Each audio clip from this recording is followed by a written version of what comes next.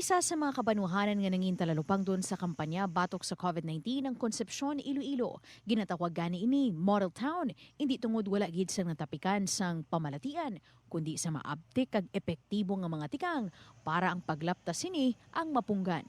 Isa sa pilalang kakabanuhanan nga may fishport, istrikto nga ginapatuman sang LGU ang mga health protocol kag ang mga penalidad sa mga nagakaladakpan nga nagalapas sini. Mga kapuso, makaupunta sa mga agang alkalde sang Banwa sang Concepcion, si Dr. Raul Banyas. Mayor, good morning sa imo. Mayong aga, attorney, kaga mayong aga sa tanan nato nga viewers. Kamusta ikaw? Kag kamusta ang Banwa sang Concepcion? Maayo gid ang aton sitwasyon sa buong attorney. Ang aton subong banwa is safe. Wala kita sa mga bagong COVID ng cases. Anong pinakataas nga numero sang kaso sang COVID sang Banwa nga dumduman mo? We have recorded 50 cases in the whole town. Pero ang pinakamataas nga kaso was recorded about 7 weeks ago. Sang natabo ang isa namon ka super spreader event nga sa isa ka barangay, naka-record kami sang 17 cases. The first case was traced sa isa ka bantay sa pasyente who stayed in a government hospital in the city for more than a month. Pagpauli niya, tested siya negative sa hospital, but in retest namon sila, nag-positive. So, nag-spread sa iya nga close contact. Wala namon monitor, naggadto sa isa ka balay nga atong hiloy niya. Isa man ka barangay health worker, kag na-infect ang aton nga barangay health worker. So, from that case, nag-attend sa isa ka kasal, may congregation of people, dito damo ang kaso. Na-control namon ang spread, na-contain namon ang spread because of the cooperation ng tanan para ma-contain nato ang spread. Once ma-identify namon nga may index case, immediately, that very same day, we deploy contact tracing.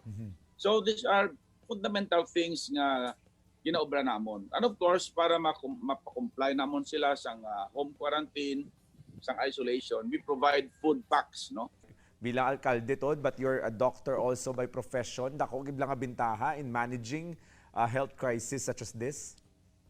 I think may bintaha kita dira bilang doktor kay ma-convince ko sila that we are saying is based on evidence, based on medical research.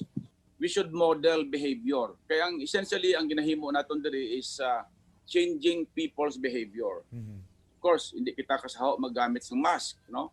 Hindi kita kasaho nga nagapalayo kita sa isa kag isa. Pero ginhambal ko sila, the more we are apart, the more that we are distant from each other, we love more each other kaya nagapalayo kita.